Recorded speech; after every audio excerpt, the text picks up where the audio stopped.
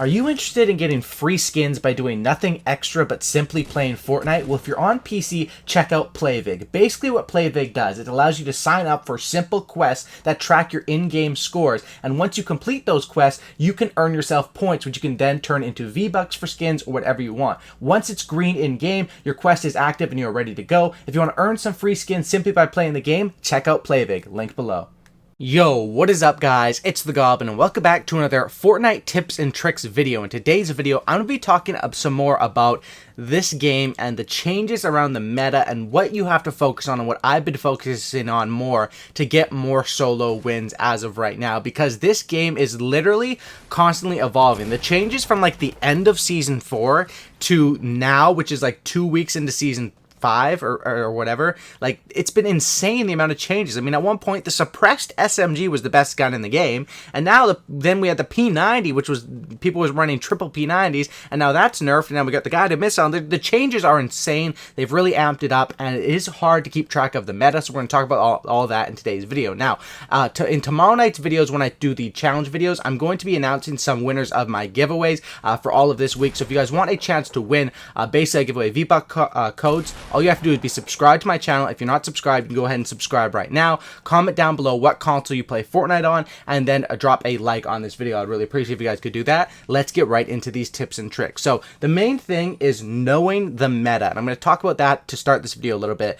It changes so fast, and I understand that people that aren't if you're literally not playing this game all day every single day, this game is so intense that your aim will be a little bit off. You know, to have perfect aim, you have to be playing all the time. You have to know the meta, and it's changing so rapidly. So at this point, what the meta is it really is a like I have you know, normally in my inventory, AR as one, because ARs are strong because of the latest update where the SMGs suck at range. Nowadays, SMGs suck at range, but they still destroy at close range. So you want to have an AR, then you want to have a shotgun, and then you want to have some sort of weapon that I would call the finisher. It can be a drum gun, although the thing with drum guns is they use medium ammo, so when you get into the later game, I tend to go with an SMG. And as far as an SMG, you want P90 priority, unsilenced second priority, or then silenced as your third priority, I guess. I mean, I would put silenced behind the drum gun, but that's basically how it goes. Now, the unsilenced SMG is so much better than the silenced. I would take a gray unsilenced over the blue silenced. That's just how it goes, and that's sort of what the meta is as of right now. As well as with the meta, what you need to focus on, and what I've been, you know, when this season first came out, I was having some really bad days on this game, and it was because I was still going with the traditional, you just run like a tag and an AR and dominate the game. It's not like that anymore, in my opinion, and this is coming from me. I'm someone that loved the TAC. I mean, the purple TAC was my favorite gun in the game at one point. The blue TAC was my favorite gun in the game. I know that they're the same thing essentially, but trust me, this is someone who loves the TAC. The TAC just doesn't work too much anymore. It doesn't work too much anymore other than like super early game, and I'm gonna tell you why. The thing with the TAC is you can win fights. I can beat people with the TAC and I can win the gunfight, but it's going to take 2 to 3 shots usually, and any half-decent player is going to get shots into you. And damage that you take, even if you win that gunfight in a solo, that damage is going to be affecting me for the rest of the game. Either I'm going to be lower health, or I'm going to have to use shields and heals that I could have saved for later. So the new meta, and what I think is the best, is you want to run as a shotgun a pump or a heavy over everything, but a pump. I really run the green pump over the blue TAC nowadays, because of the fact that the pump just does more damage, and if you trust your shotgun shot, pump is the way to go, or heavy. If you don't really trust your shot, sure, you could stick with the TAC, but trust me, those shots where you're hitting like at range with the pump, you can hit for big damage on that thing. And of course, with the meta right now, it is essentially you want to hit them first of all in the head with your pump or heavy, and then you want to switch over to that SMG or the gun that I call a finisher,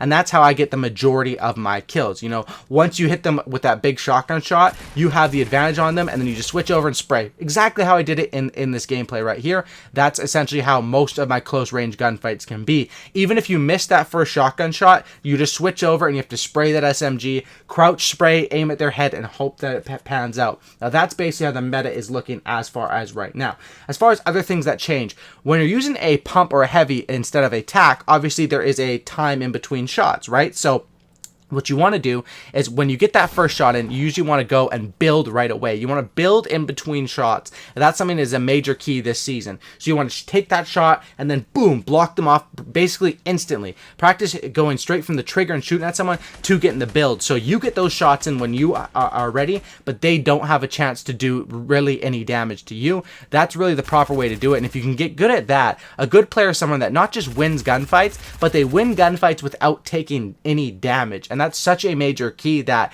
you know, even if you're killing a lot of people, you need to focus on. And that's why, you know, if I win a gunfight but the guy hits me for 140, I'm going to say, darn it, I messed up there. I won the gunfight, I killed him, but I'm in a bad position right now. So that's basically another thing. Build in between your shots is a major key. Now, another thing that I was struggling with that I fixed, and why I'm doing so good as of right now in this season, I'm doing really good, to be honest. It's probably some of my best performances I've had, and that's because I think I really do understand the meta, and other people are still a little bit behind.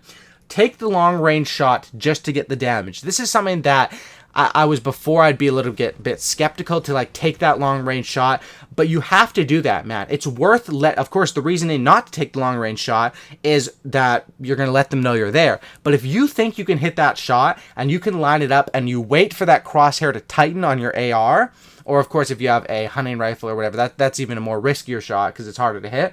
But when you wait for that thing to tighten, if you can put it on their head or you hit them for a couple times in the body, if you hit them for 50 to 70 damage from range, it doesn't matter that they know that you're coming. They're going to know either way when you get close because of footsteps in this game are so loud, or your builds or whatever. And getting that damage, and I don't know why, by the way, when I shot that guy, it showed that I did 0 damage to him, but he died.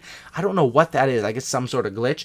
But basically, hit those shots at long range, because if I hit a guy for 70, I'm going into that fight with a huge advantage, which means that when I go to do my close range strategy, the pump or the heavy into the SMG, it's going to take way less to spray him down. Taking those long range shots and just getting as much damage as you can. And of course, once you get that damage in, you don't just sit back and wait for him to poke his head again, unless he's looking like he's going to play aggressive. Most of the time, people are going to duck in, try to heal, try to build up and heal, and that's where you sort of have to rush them, ramp up, always reinforce your ramps, get up close to him, double ramp up, and get that damage in before they can heal. Take advantage. Offense versus defense. This goes back to like a traditional strategy I talk about a lot.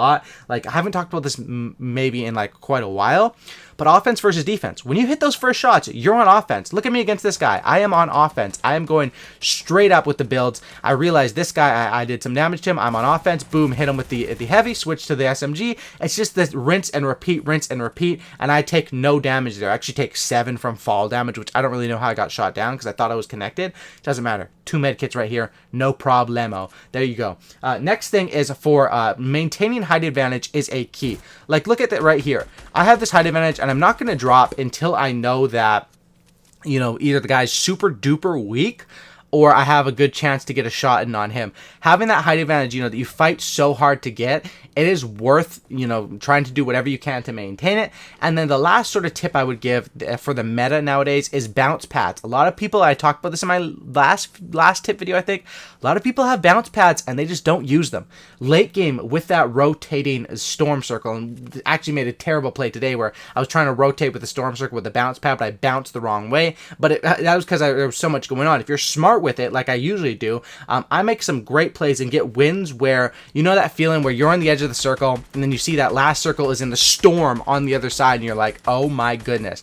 You don't want to rotate early. You would like to rotate early, but at the same time, you're going to get shot rotating. So the best way to do it is to wait until like 10, 20 seconds before, bounce pad right across, and get in there. Bounce pads late game are the key because that zone is so small. You don't want to use a jump pad or a launch pad, whatever you want to call them, fly pad, people call them, because you're going to be floating in the air like a sitting duck. It's going to be like shooting down the clay pigeons, how the enemies take you out. But you do want to use those bounce pads. You fly across quick. Usually they can't hit you in the air unless they have a really good shot, and you can just bounce around and sort of maintain that storm circle advantage late game, and that's something that is major key, I would say, as far as major tips. So the main thing is focusing on your game, analyzing your mistakes. When you die, did you not build quick enough? Did you miss your shotgun shot? Did you hit him for the shotgun shot but you hit him in the body, which of course headshots do double multiplier. On heavies, they do 2.5 times multipliers. Heavy shotguns are ridiculously strong.